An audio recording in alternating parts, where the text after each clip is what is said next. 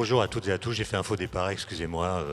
Je me suis laissé dire que vous travaillez dans le domaine de la recherche, du développement, de l'innovation. Vous êtes étudiant, doctorant, docteur peut-être.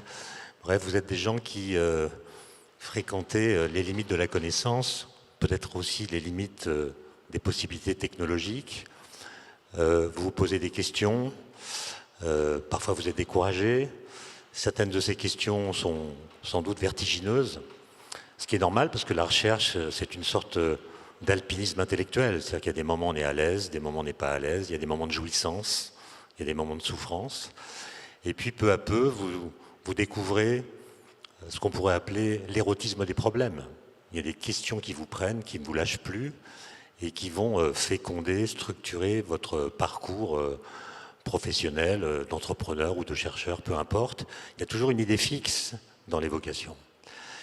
Et vous savez que certaines idées, même des idées très très simples, peuvent à terme complètement changer la façon de comprendre le monde, parfois même l'univers. Et l'exemple, à mon avis, le plus illustratif de ce que je viens de dire, c'est évidemment Einstein, dont vous savez qu'il a dit à la fin de sa vie que l'idée la plus heureuse qu'il a eue au cours de sa vie, il l'a eue en 1907. Il était encore ingénieur au bureau des brevets de Berne.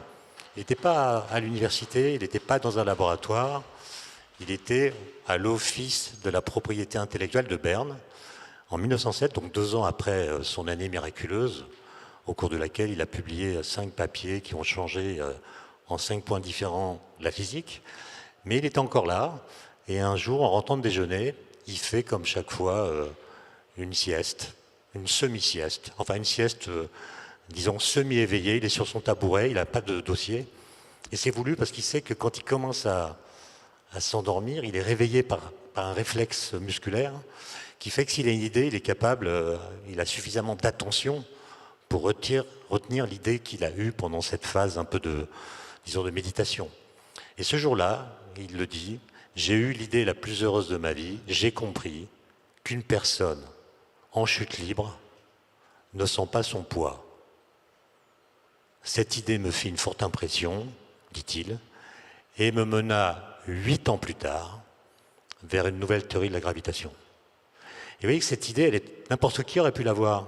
Parce que ce qu'il a compris finalement, c'est que quand vous tombez, c'est sous l'effet de la gravitation, mais les objets qui tombent avec vous, par exemple ce micro, si je le lâche alors que je suis en train de tomber, ce micro va tomber à la même vitesse que moi, puisque tous les corps tombent à la même vitesse. Donc moi qui tombe, je verrai mon micro qui ne tombe pas.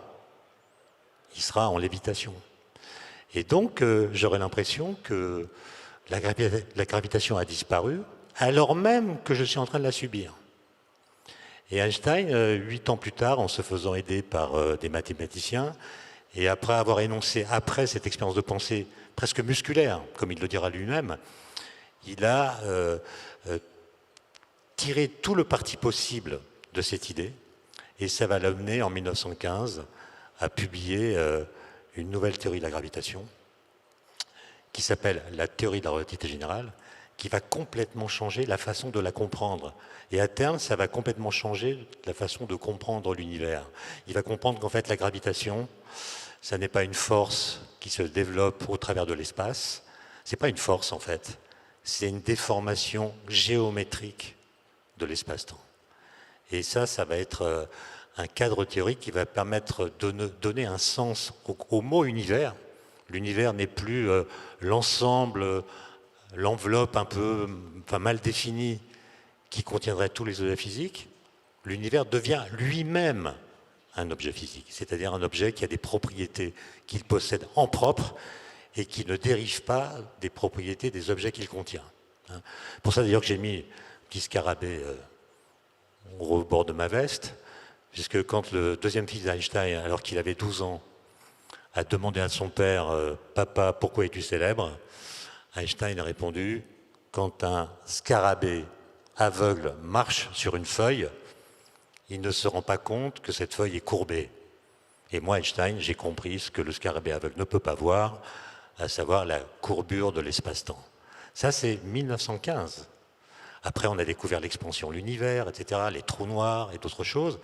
Et assez récemment, on a découvert pour la première fois les ondes gravitationnelles qui avait été prédite par Einstein dès 1916. Ça veut dire qu'une idée toute simple, on ne sent pas son poids quand on tombe, dès lors qu'on la prend vraiment au sérieux et qu'on ne la lâche plus, devient une idée autour duquel va se greffer un formalisme théorique qui lui-même va être capable de complètement changer la façon de comprendre l'univers, sa structure et sa dynamique. Ça veut dire qu'il y a certaines idées en science qui correspondent à ce qu'on pourrait appeler, à ce que d'aucuns ont appelé des découvertes philosophiques négatives. C'est-à-dire, non pas des découvertes qui viennent coloniser la philosophie et remplacer le travail des philosophes.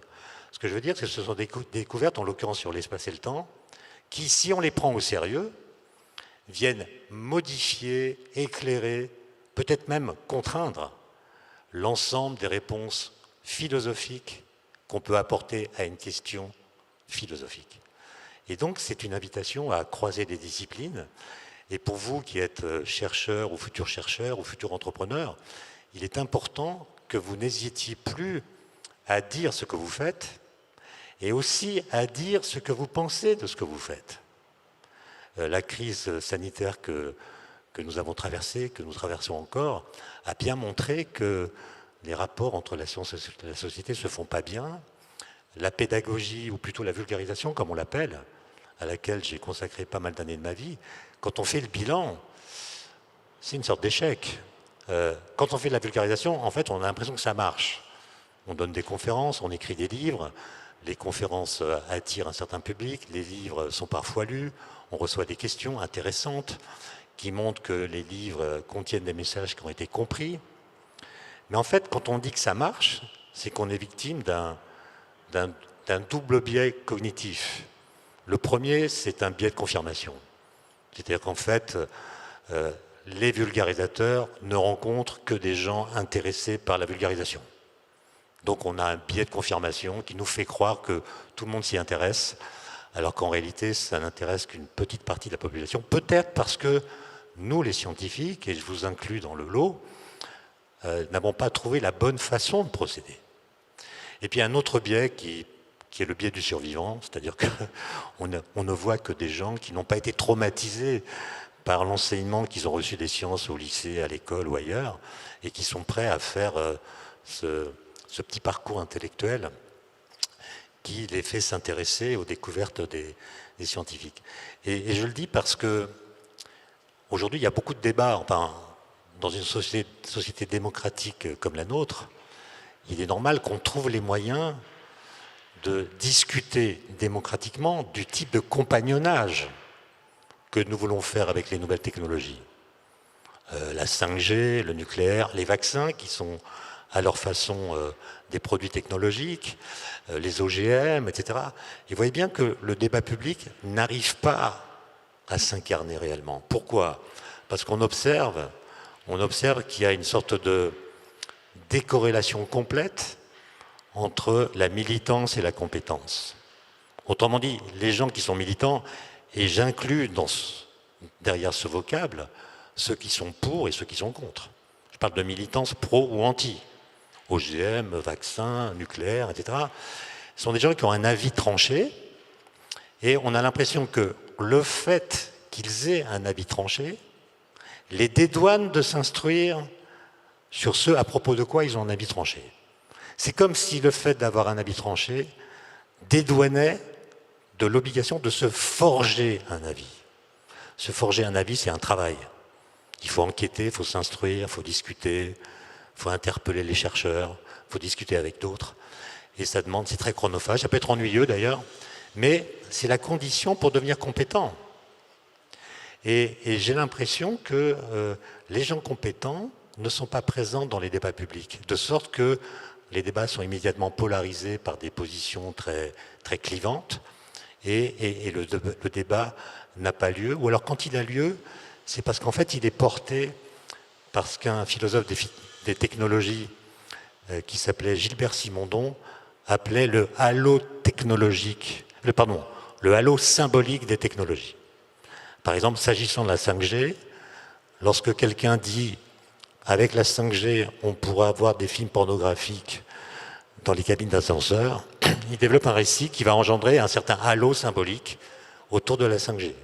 Puis une autre personne va dire, avec la 5G, on pourra opérer des malades à distance, etc. En disant cela, il provoque l'apparition d'un autre halo symbolique. Et ce halo symbolique va vous plaire ou vous déplaire, sans que ça réclame de votre part la moindre connaissance matérielle et objective de ce qu'est la 5G. C'est juste une image. Pareil pour le nucléaire. Demandez à vos amis pro-nucléaires, si vous en avez, pourquoi est-ce qu'on met de l'uranium dans les centrales nucléaires? Pourquoi on ne met pas de l'aluminium ou du krypton? Vous verrez que les réponses seront assez évasives. Maintenant, demandez à vos amis anti-nucléaires pourquoi on met de l'uranium dans les centrales nucléaires et pas du krypton ou de l'aluminium. Les réponses seront tout aussi évasives.